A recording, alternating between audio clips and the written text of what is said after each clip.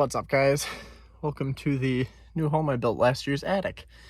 So I wanted to talk about this real quick. I'm really winded from crawling around up here. So anyway, I wanted to talk real quick in this video about why we do as much stuff as we do in-house, and that would be quality control. So if you can see behind me, do you guys see daylight? Well, that's not super great. So I paid an insulator on this job instead of us insulating it, and I'm regretting that right now as I'm crawling around in the attic. You might ask why. Well, simple question. They installed the baffles in kind of a quick, dirty way with small baffles that are the incorrect size for the truss spacing. They are 14-inch wide baffles that would be for 16 on center in 24 on center truss bays. So that's part of it, which is probably a minimal difference, but still not correct. The other thing that they did is they just shoved scrap bats into each one of them, and when it gets windy, which it does out here, as you can see behind me, it washes out the insulation, pushes it all to the center, and causes the baffles to make like a shuddering sound when it gets windy. So I've been crawling around up here, nailing off all the baffles and fixing all of the insulation, and kicking myself for not just taking a week to insulate this house and do it my way instead of their way. So I'll probably sum this all up downstairs, and I'll try and get some close-up shots as to what I'm dealing with and how we're fixing it. Alrighty, so as you can see down that way, we've got the little skinny baffles in the big bay, and it's probably harder to tell, but they just shoved some of these big bats kind of in those bays. I came back once already because the one to the left there that has the correct size baffle in it actually broke and blew out, so I redid that one. Sorry about that. Probably 2 months ago, and she said that solved a lot of the noise that she heard, but in the last windstorm she heard some more. So what I did this time is I just crawled all the way down that edge to the corner and restapled all of the baffles at the top to try and keep them from kind of beating the roof and making like a brrr sound when it gets really windy. So that is done. I'm gonna weasel my way over into that side, get rid of the light. You can see there's a couple that are washed out down there, so I'm gonna go tack the insulation up to the roof sheeting and then seal up those baffles along that wall, and then I'll go get a blower. I've got a little M18 blower, and we'll come up here and I'll fluff all this stuff back up where I've been kind of packing it down everywhere, and that should solve our problems. So that'll do it. Fun Saturdays crawling around in attics. Yuck. Let's wrap this one up. I want to talk about a couple points before we close this video out, just between the notion of hiring out subs to do your work for you and doing more stuff in-house. I called the insulator back. I hired the insulator on that job because we had a couple big jobs going at the same time. So I hired out a couple of different things. But on that new house build last year, I hired out the insulation. It was a pretty simple package: fiberglass in the walls, R19 bats because that was a 2x6 wall, and then fiberglass in the vaulted ceiling and blown in on either flat attic. Pretty simple package. The guys came in, as you guys saw in the video, the baffles, that's not how I would have done it.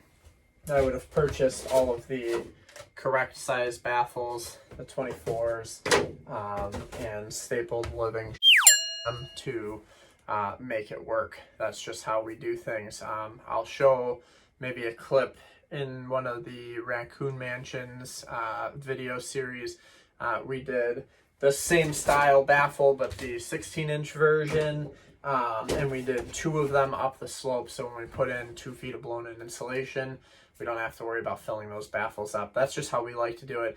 There's probably 6 or 8 staples in every single one of those. They're never going to make any noise.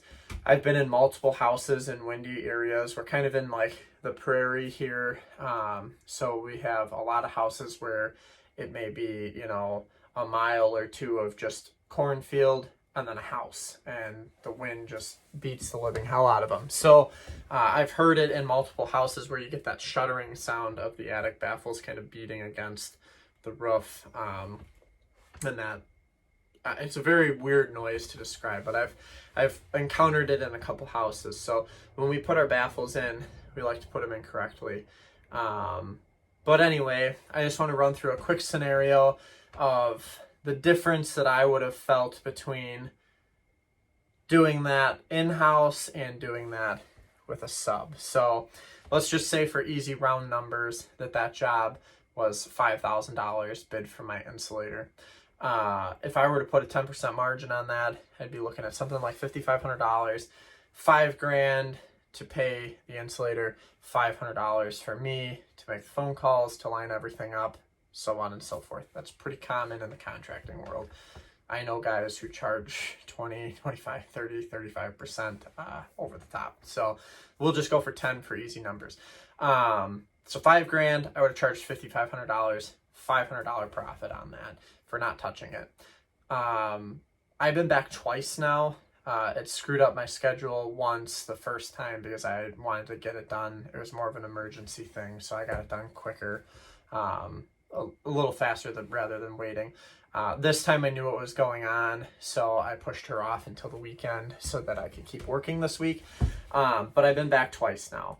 I'm hoping after today, crawling around and stapling all those baffles in, that maybe I'm done there, but I don't know for sure. But if you were to do 2, you know, emergency calls at $250 a piece, which is cheap, I've now lost that $500 profit. So we like to kind of stress about it, and we like to put more of that pressure on our shoulders. That's why I have the bazooka, the mud boxes, the Graco sprayer, you know, a nice tile saw. You know, we do so much stuff in-house, and we put that weight on our shoulders in these bigger builds and remodels because we have complete control over the quality of work that goes into them. We don't mess with electrical, plumbing, and HVAC, and luckily I have 3 guys that I actually enjoy working with that are all super like-minded. They all are workaholics. They hustle through jobs. They want to get paid. I want to get paid. We're all in this business to make money. So we have a pretty good, you know, working relationship with those guys, and they really kick ass for us. But some of the other trades, sometimes you have problems out at that same house. I've had the roofer back twice. The third time, I didn't even call him. He came back and he put the same shingle, or there was 2 shingles that blew off that were down at the bottom of the roof. Same 2 shingles blew off twice, and he fixed it twice.